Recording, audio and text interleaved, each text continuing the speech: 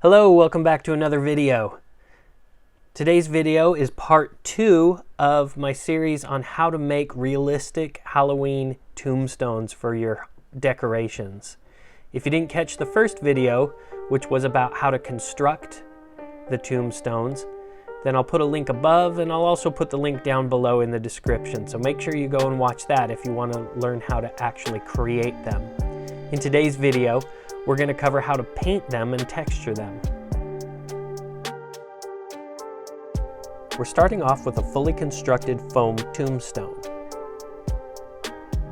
There are a lot of different ways to get a realistic stone texture on a tombstone, and I'll show you a few different ones, but we're going to start off with my favorite way. And in order to do that, I'm going to need a few things. The first thing I'll need is sand.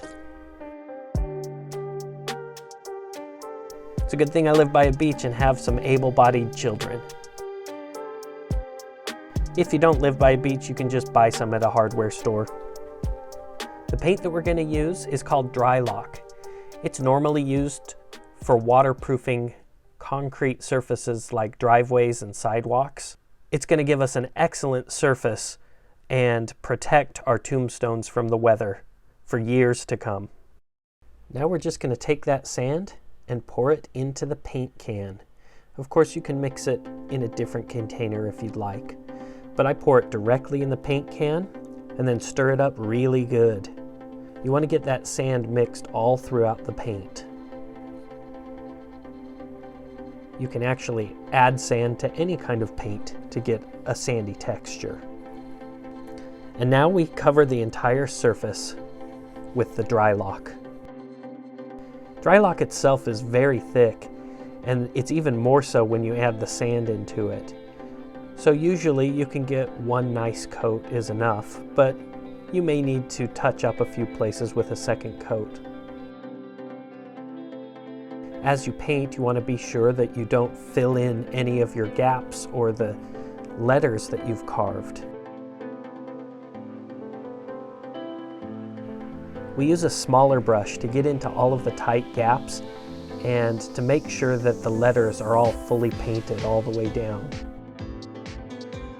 Drylock is thick enough that you can use it to your advantage to fill in any gaps or lines that you didn't intend to be in the surface.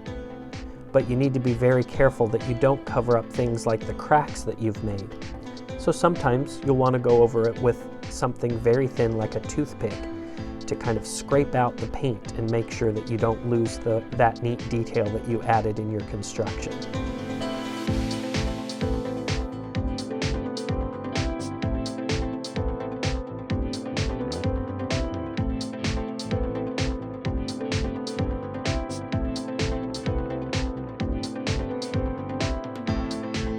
Now, while we finish covering our entire tombstone with that base coat of Drylock, and while we're letting it dry, I'm going to show you a few other methods for getting cool stone texture. And to do that, I'm going to make a couple of other tombstones made from the scrap pieces from these tombstones. In this case, I also 3D printed some neat shapes that I'm just going to hot glue onto them.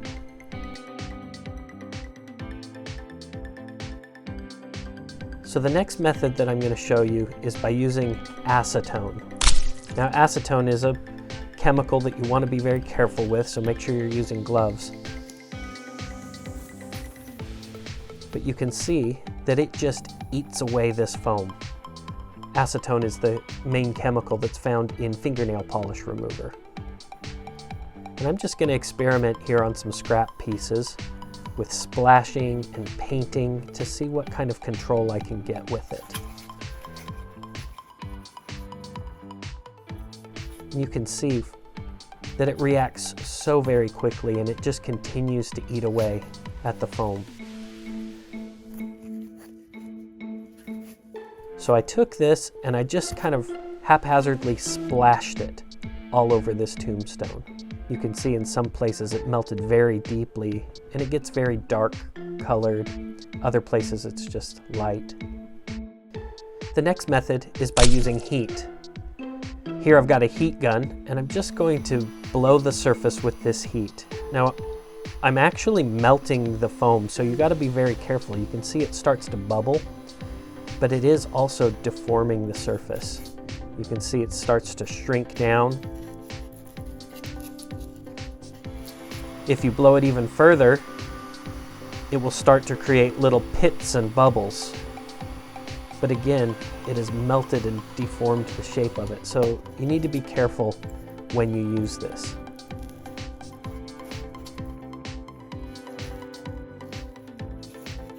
Here, I've used the heat gun to create some bumpy texture all along the surface. The problem is around the edges and where the gaps are, it also causes that to melt a little bit. And so it causes kind of a weird effect you may or may not want. To enhance this texture, I'm going to move on to the next method of texturing, and that is using a saw blade. I'm just going to scrape this saw blade along the surface of the foam, and I'm actually tearing the foam. So I'm not really sawing into it like you would do to cut it. I'm just brushing the surface. Just scraping. It's a very messy process, and you get these big tears that come out of it, but it makes a really rocky surface. If you don't have Drylock around, you can also just use any kind of latex-based paint. So here, I'm going to use some exterior paint that I have left over, and this one is white, so we're just going to cover this tombstone with the white paint. Now, depending on your paint, you may need to do multiple coats in order to fully cover the tombstone.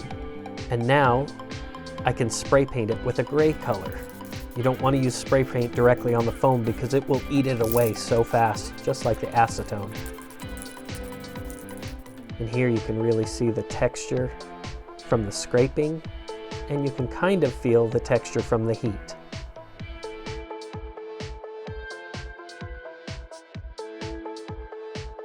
Now for the acetone one, I'm just going to paint it with a gray paint that I have. It's a matte finish. This is interior paint, but again, it's latex based, so it's actually going to waterproof the tombstone really well. And you can see it's a very light gray that I've got here, but I've painted it. And you can really start to see the texture from the chemical reaction with the acetone and the foam. And it really matches kind of the texture that I had on the 3D print. And I'm going to glue PVC pipes directly onto the back of them so that I can connect them to the ground with stakes. Here we have all of our tombstones with their base coat on. They already are looking a lot like stone. But we're going to enhance that by adding a lot of really fun detail. And this is my favorite part of painting the tombstones. So the first thing we need to do is gather some paint. And I'm going to gather several colors of brown, especially burnt umber and raw sienna, burnt sienna, different browns. I'm going to get some black paint. We'll use some cups and a lot of water and a lot of paper towels. We're going to use chip brushes because they're cheap and because this process may destroy the brushes a little bit. So we want to make sure that we're using disposable brushes. Here you can see that I've added some black paint and brown paint. And now I'm going to add a lot of water. I start out here by squeezing in a little bit at a time, but in the end, I ended up just pouring in about a half a cup of water to make it very wet. We want to add some variation in the colors of the surface because rock isn't all one color. It's a lot of different colors all put together. So we're doing that using a process called washes. To do a wash, we just take very watery paint and we're just going to kind of paint it onto the surface. You'll see that our tombstones are standing upright because we want gravity to let the water drip down along the surface how it naturally would. So we just paint on this very watery paint and then use a paper towel to just dab it off. You can rub it off if you want, but you get a more interesting look if you just dab, dab, dab with that paper towel. The idea with a wash is that the paint is thin enough that it will just drip down into all of the deep recesses and fill in all of the dark areas. I like to start off with a very watery mix, and you put it on, you let it dry, and then you'll go over it all over again with the same color, and you do it a few times, and it builds up over time. Eventually, your paper towel gets saturated with the wet paint, and I find that you can actually add a really neat texture by just rolling this paper towel with your hand across the surface. This is the same kind of thing you can do with a sponge painting, where you just dab it with a sponge or any other kind of rag. Now we're going to do more and more washes. Each time we're going to add a little more brown into our paint because we want a variety of colors. The longer you let the paint sit on the surface before you dab it off, the darker it will be.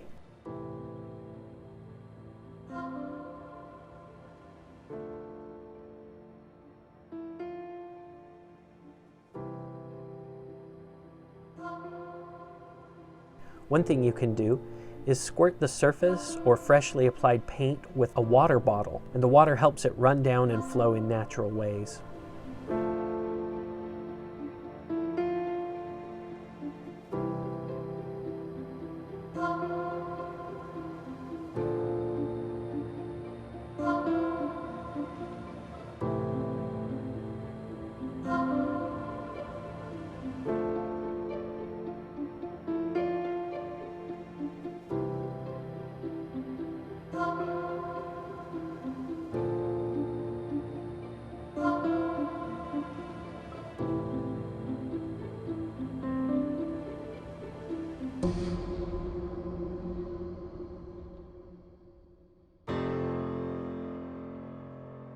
And finally, we're going to get to the point where we want to really darken the areas where the letters are and any decoration that we've carved into the surface.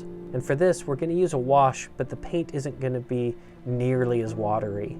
It's more like regular paint with a little bit of water applied. We're going to fill it in and wipe it off.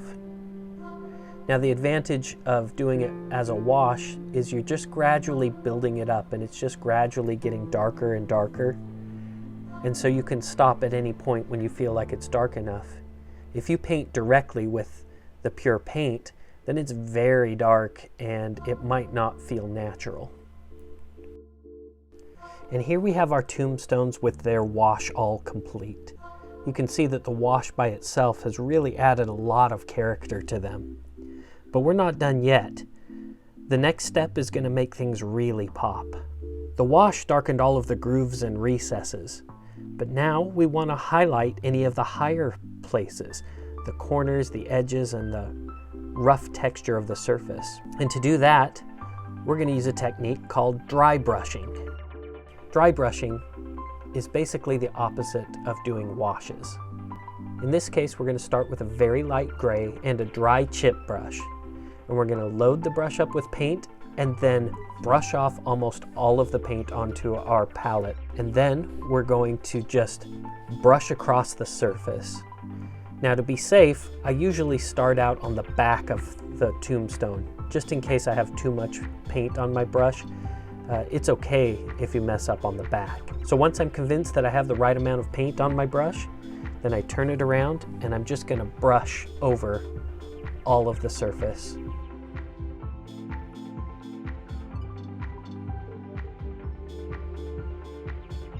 The light paint is picked up by the sand grains. It's also picked up by the edges, all of the corners, and it highlights them. You want to brush over all of your letters as well to get a nice highlight right along the edge of the cuts. Dry brushing adds a very subtle touch to it. As you dry brush more and more, you'll start to see the effect of it, and it really starts to make everything pop. And just as we use different colors in our washes, it's okay to use different colors in your dry brushing as well. The main thing to keep in mind is that you want it to be lighter than the base color of your stone. So in some cases, I'm even using pure white.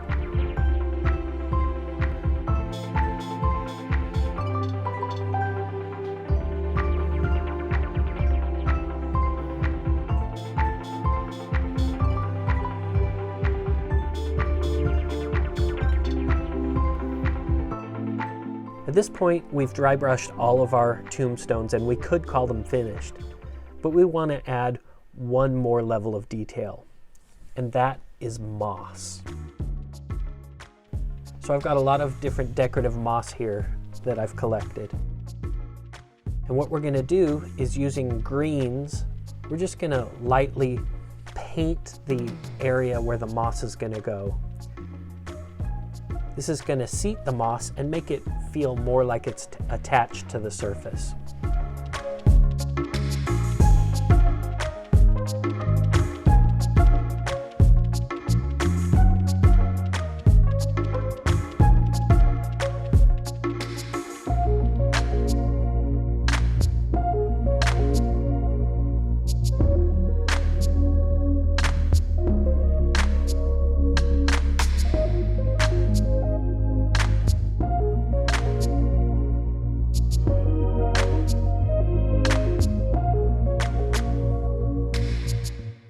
And then when the green paint is dry, we're just going to hot glue on the fake moss.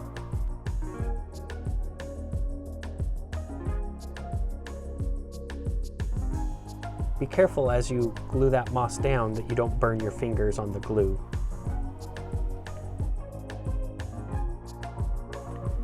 Another thing that you see often on tombstones is lichens. So I'm going to try to add lichen to my tombstone by using a very pale green and white color. And I'm just going to kind of dab it in small round spots, and I'll highlight it with an even lighter color. I use photographs of actual tombstones to get an idea of what kind of extra details I can add to the tombstone, so I can see where the moss would grow and how the lichen grows on the surface.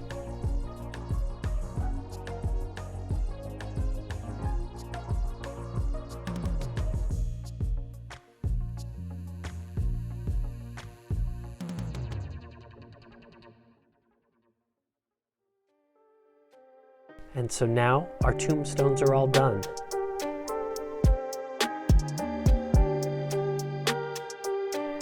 Let's put them out in the yard.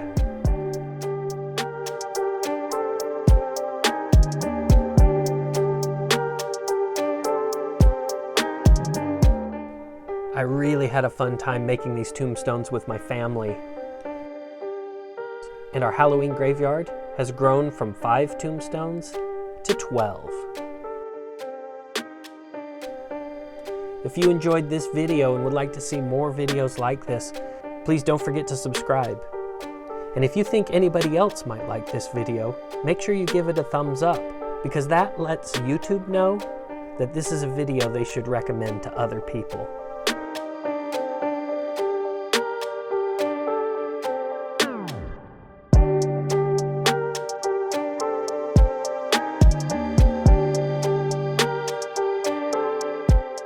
I hope you'll join me as I do other projects in the future.